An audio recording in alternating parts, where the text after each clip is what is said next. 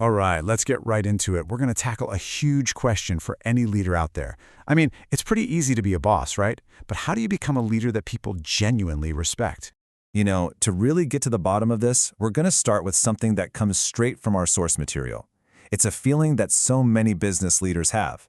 They're thinking, hey, I'm a patriot, I'm creating jobs, I'm contributing to society. But then they look at their team and feel like they're seen as, well, an exploiter. It's this huge disconnect, and it gets so bad that some leaders, believe it or not, even think about just quitting. So that frustration, that gap, it brings us right to the core question we're trying to answer today. How do you actually earn that genuine respect? We're not just talking about being profitable. This is about closing that gap between what you think you're doing and how your team sees you, so you can build something that actually matters. Okay, first things first. We got to dig into where this disconnect even comes from. Our source has a name for it, the entrepreneur's painful dilemma. And it's called painful for a reason, right? It's that clash between how you see yourself, the good guy, and the not-so-great reality of how you're perceived. And this really lays it out. On one hand, you've got leaders who truly believe they're working for the country, for the greater good. But on the other side, their employees just don't feel that at all. To them, it looks like a system that's really only built to make the person at the very top rich. And that's it. That's the gap that creates all the resentment. So, to really get why that resentment is so deep-seated, we actually have to take a step back. Way back, let's talk a little bit about history, and specifically, how the rewards from all of our work have been handed out over time.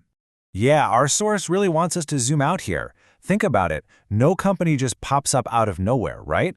It's built on a foundation of technology, infrastructure, a legal system, all of it created by generations and generations of a nation's collective effort.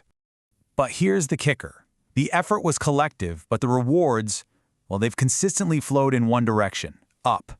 And our source argues that this created this fundamental historical imbalance that we still feel today, whether we realize it or not. It's baked into the system. Okay, so that's the history. But how does that big picture imbalance actually affect a company, like right now? Well, let's dive into what our source calls the flawed business equation to see how it all plays out. And it really boils down to this one super important question.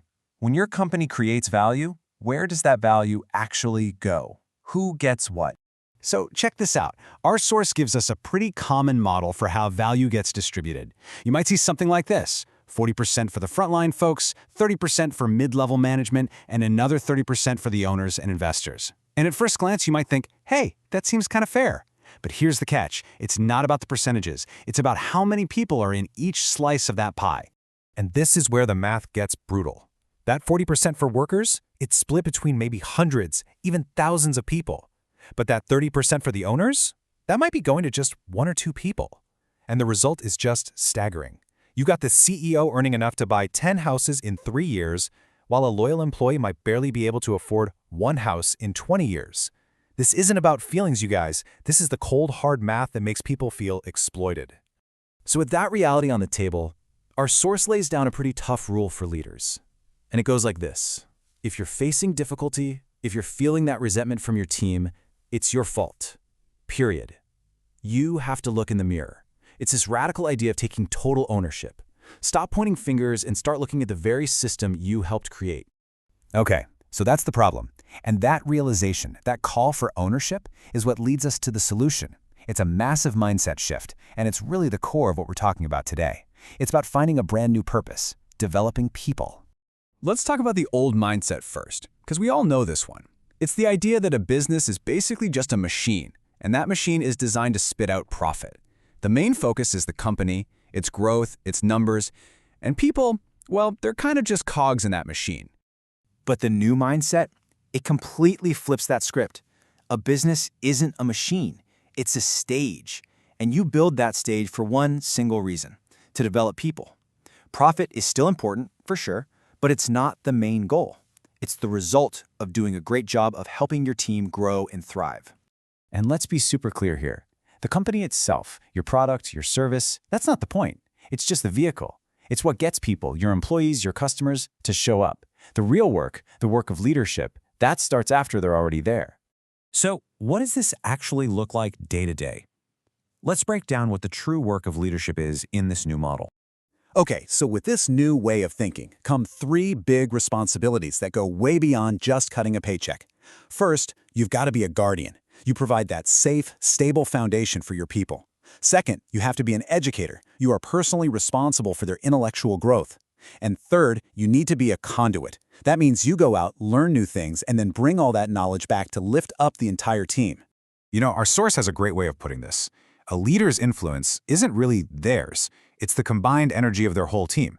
It's because you have all these people working with you that you get a seat at bigger tables, that you get access to new ideas and information. And having that special access comes with a huge responsibility. Any knowledge you pick up out there, it's not just for you. It's an asset that belongs to the whole team, and you have to share it. Your main job is to bring that stuff back and make everyone smarter and more capable. And here's the bottom line. If your people aren't growing intellectually, then you, as a leader, are failing. So we'll leave you with this one last question that kind of reframes the whole thing. Is your real job to run a company, or is your real job to build up people? How you answer that is what separates just another boss from a leader who is truly, genuinely respected.